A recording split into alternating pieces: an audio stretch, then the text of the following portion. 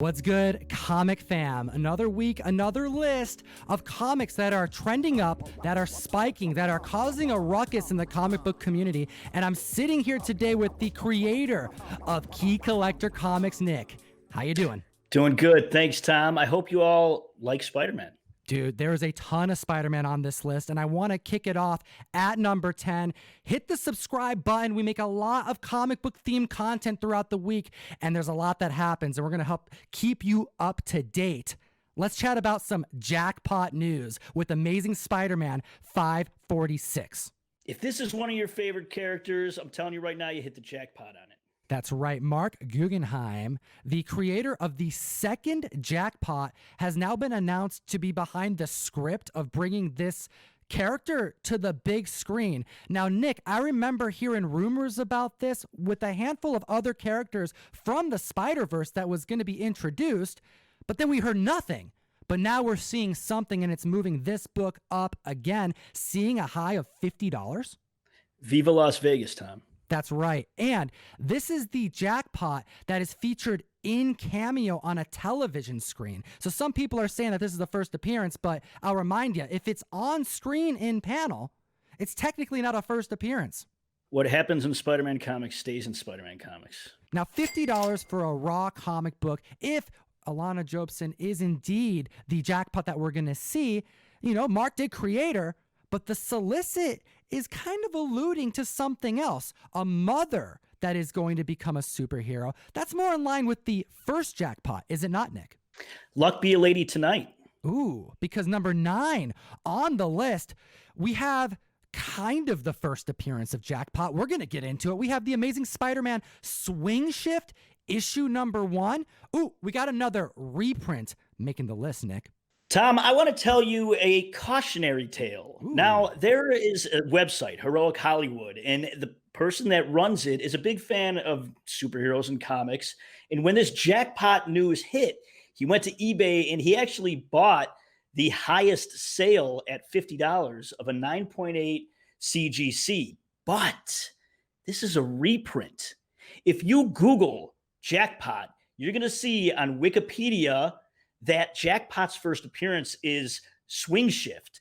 Now, the first jackpot that appeared in the story Swing Shift, it doesn't make it clear that what you're looking at here on the screen is actually a one-shot. It's the director's cut, so it has some additional content, but it's not really the true first appearance. This is a reprint. So the person that bought this at a high 50, you know, they rolled snake eyes. Oh my goodness. And they wouldn't have if they weren't relying on Wikipedia. What they should have done is downloaded Key Collector Comics, available for both Apple and Android users. It's a free app, and you can go a step further and get a free 1-week trial of the full service by using code Tom101, and you help support the show.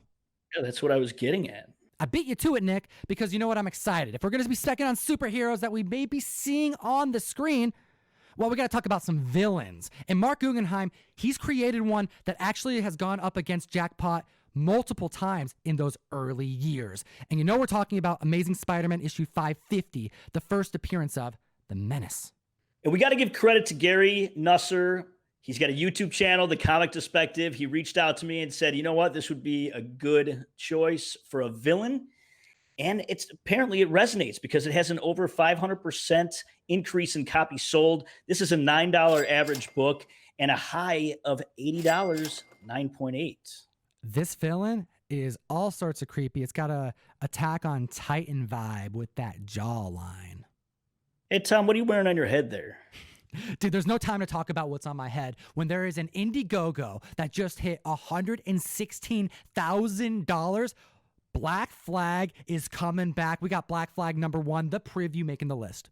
At number 7, we have Black Flag by Dan Fraga. Okay, now this is 90s breasts bazookas. This got boom! Fraga boom, Tom. That's right. You have one of these books that we've seen, but we haven't really seen for 25 years. But I'll tell you what, it's moving on eBay. This Indiegogo revival has really just inspired people to go back into some nostalgia, pick up these books. There's about 30 listings that have sold within the past 2 weeks, and that just is unheard of. $25 average sales. I saw a high exceeding $40 for this book, 145% increase in copies sold in just 7 days. And this is one of 2 Indiegogos that I saw that has already exceeded funding for this title. They hit the jackpot, Tom. That's right. Just like members of the community securing some comic books throughout shutdown. How you getting these comics, comic fam?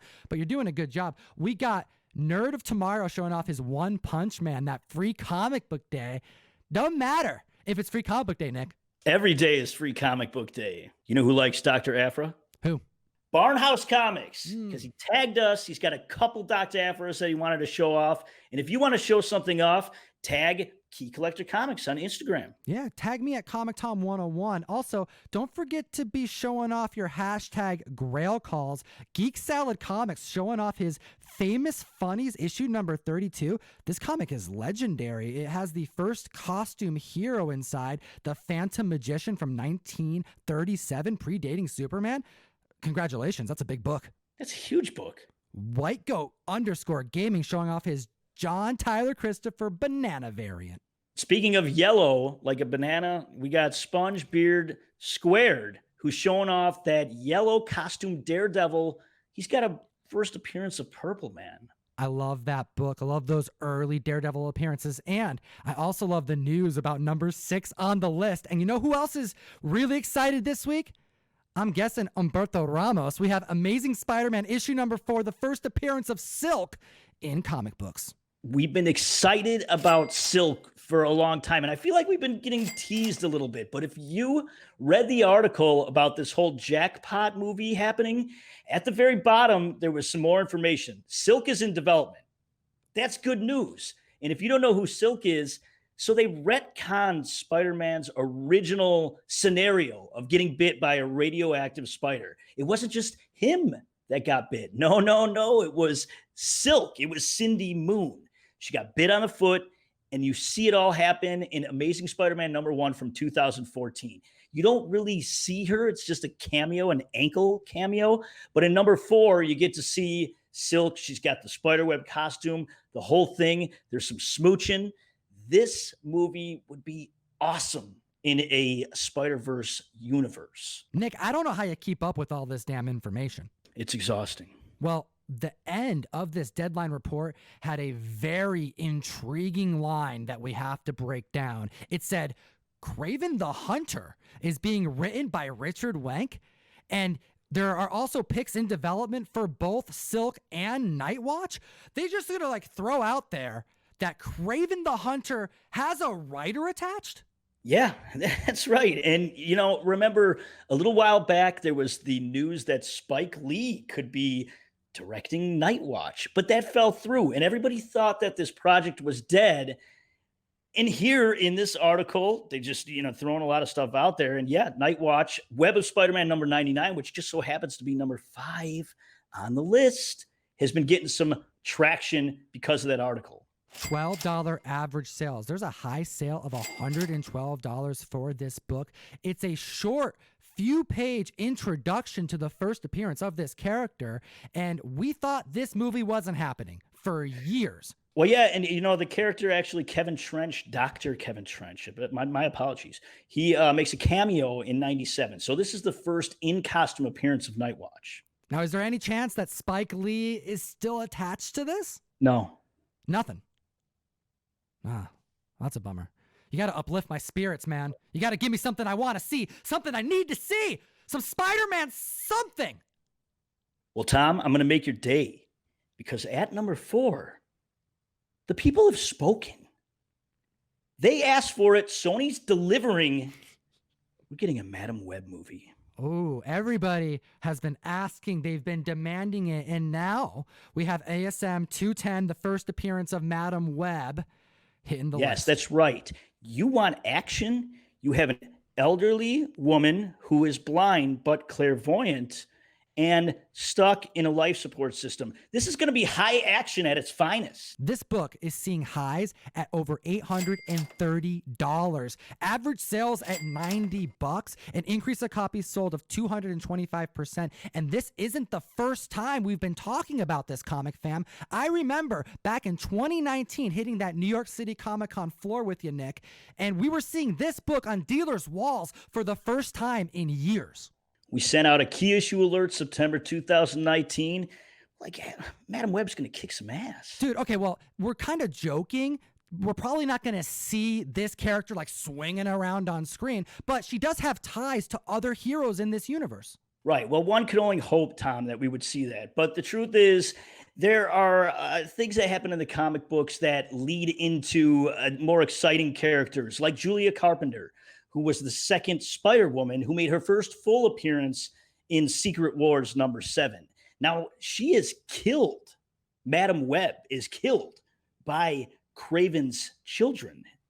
And then Julia Carpenter jumps into the role of Madam Web. So this is something that could happen, and it could be exciting. Oh my gosh, we're just talking about Kraven. I'm so stoked, but there's no time, comic fam. There's no time because we got to tell you about #3 because CGC isn't letting up. I mean, every week there is just more and more creators heading down to Florida at some point this year when it's safe to do signings for you. Jim Steranko's first Marvel published work. Comic fam, I can make an entire podcast about this comic book and Jim Steranko choosing from a plethora of Marvel titles at the time, with Stan Lee in front of him, ready to give him whatever he wanted, and he picked the lowest selling title at the time, Strange Tales. And this issue number 151 is selling aggressively, but for very cheap. So underrated for this book. 8.5 high sales at a low $90. $50 average sales,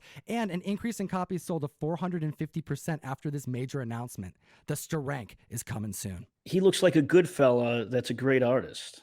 This book is awesome. I literally have Jim Steranko hung up in my kitchen. I see him every day in all of his glory. Comic fam, if you can ever get a chance to see this gentleman in person, I hope that the cameras are on when he's down in Florida to tell you about how this comic book was created. If you get a chance to meet him, you got to ask him. Steranko has some of the most recognizable collectible covers that came out of that era. In the late 60s, I mean, take a look at some of this stuff. You have a very late 60s psychedelic vibe to some of them, like in #1.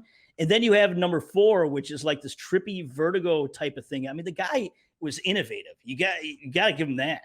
We're not talking Ditko psychedelic, no.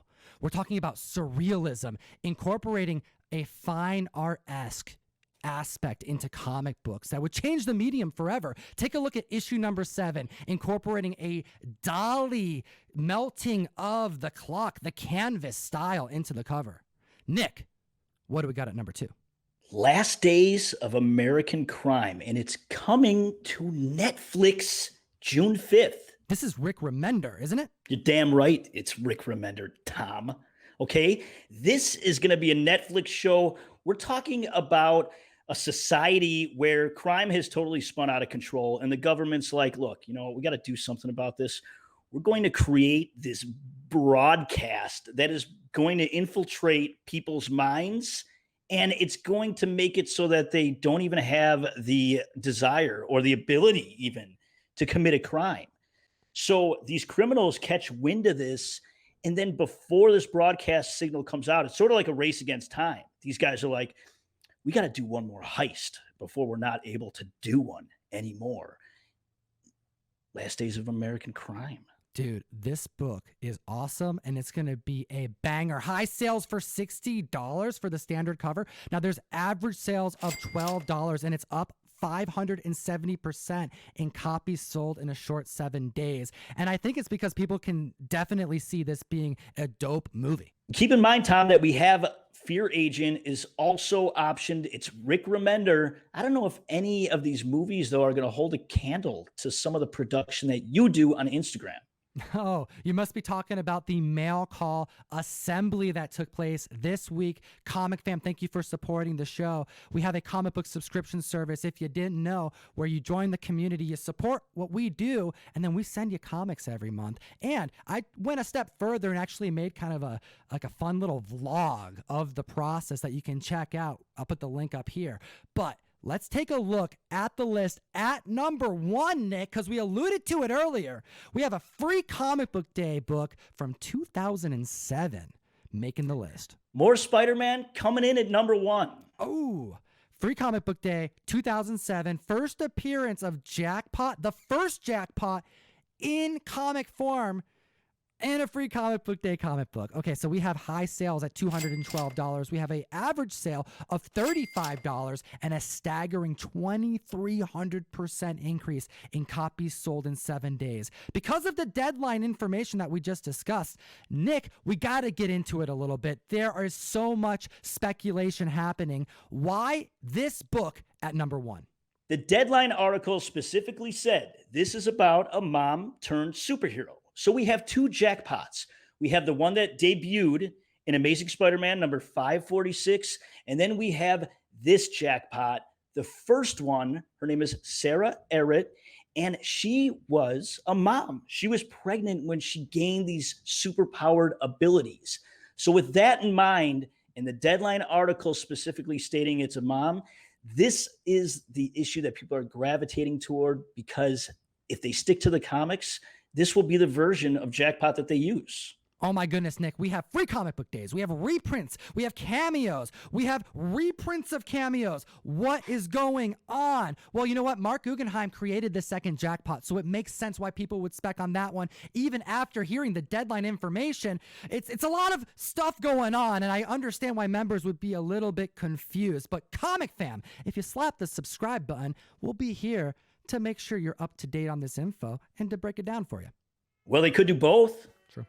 I mean, we were talking about Madam Web and how the divergent storylines could lead into the successors of these characters. We'll keep you informed.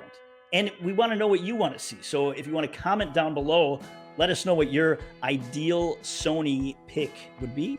Ooh, and I happen to have the first appearance of Madam Web here as a giveaway. Comment, let me know what you think about the video. It'll enter you to win this comic book. I appreciate your time today, Comic Fam. Hope you have a great weekend. And, as always, Geek responsibly. Enough said. Comic Fam, big congratulations to Seamus Lennox. You won the Immortal Hulk variant from last week's video for commenting, liking, and being a subscriber. And there's another giveaway that everybody can enter. It's a free one, and it's courtesy of Key Collector Comics. Go over to the app and click on the Batman 200 giveaway. All you have to do is click the button and enter. That's it. You click the button and you enter, and you get a chance at winning a Silver Age Key Batman book graded at 9.0 from 1968. Pretty dope.